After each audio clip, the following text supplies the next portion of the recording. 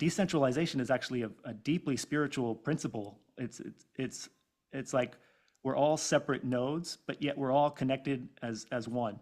And Mm, that's a very deep spiritual principle that yeah. we're all one. Hmm. And yeah, it's a beautiful thing being a part of this decentralized network because we're Hmm. individuals, but we're part of that network, and it's only making it stronger. And it's just in line with the universal principle of like divine unity, like we're all one. And that's I a love it. problem with our world is that we're all separate and we don't Hmm. realize how connected we are. And that's what leads to a lot of problems. Yeah. And Bitcoin kind That's of brings people together. that's so beautiful. I've never thought Yeah. about it that way, and it makes complete sense. Yeah, we're one as humanity, we're one race, and it makes sense that Yeah. even though we're all individual people, we all collectively are one race. So that is really beautiful. I like that.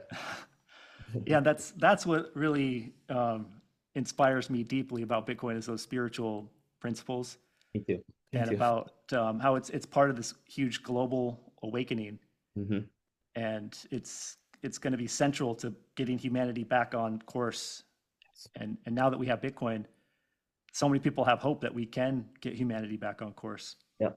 As they say, Bitcoin is hope. So Yeah, I feel like again to the spiritual point that Bitcoin is like almost like a godsend or it's divine. Like it yeah, because I mean, think about people always say, what if we didn't have Bitcoin? Like, what other option would we have? And it would be yeah, very, very bleak. Like, yeah, you know, it's really just a fiat system. And outside of that, maybe gold, but they figured out a way how to corrupt gold.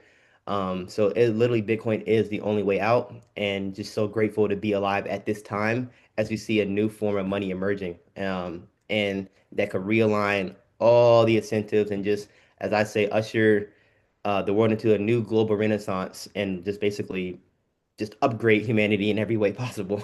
yeah. Yeah. And you made reference to the Bible or God earlier. Yeah.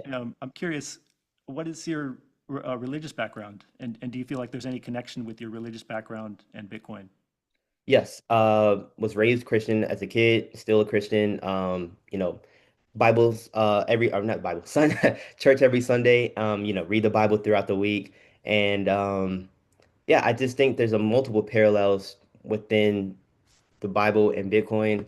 I always go back to the unjust measures and weights. Like Mm, I feel like that is a direct parallel to the fiat system in Bitcoin because yeah, obviously the fiat system is very unjust parallel measures and weights, and that Bitcoin is a very just measures and weights. You know the supply, you know that one Bitcoin equals one Bitcoin. There is nobody, printing more of it. So I always look at it from that standpoint. There's multiple other standpoints that you can look at it from. But that's kind of the one I always tie down to, especially when I'm talking with people. Uh, you know, yeah. just weights and measures.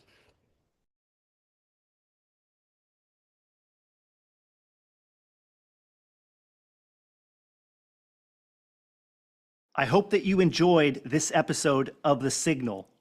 In a world drowning in noise, signal is everything. Most people are overwhelmed, distracted, and deceived, not because they lack intelligence, but because they've lost the ability to discern what truly matters.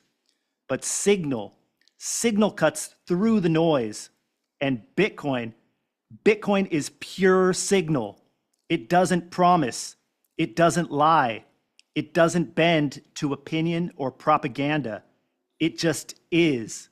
And as the world descends into even more chaos, distraction, and distortion, your ability to identify signal, to recognize what's real, true, and timeless, will be one of your greatest assets.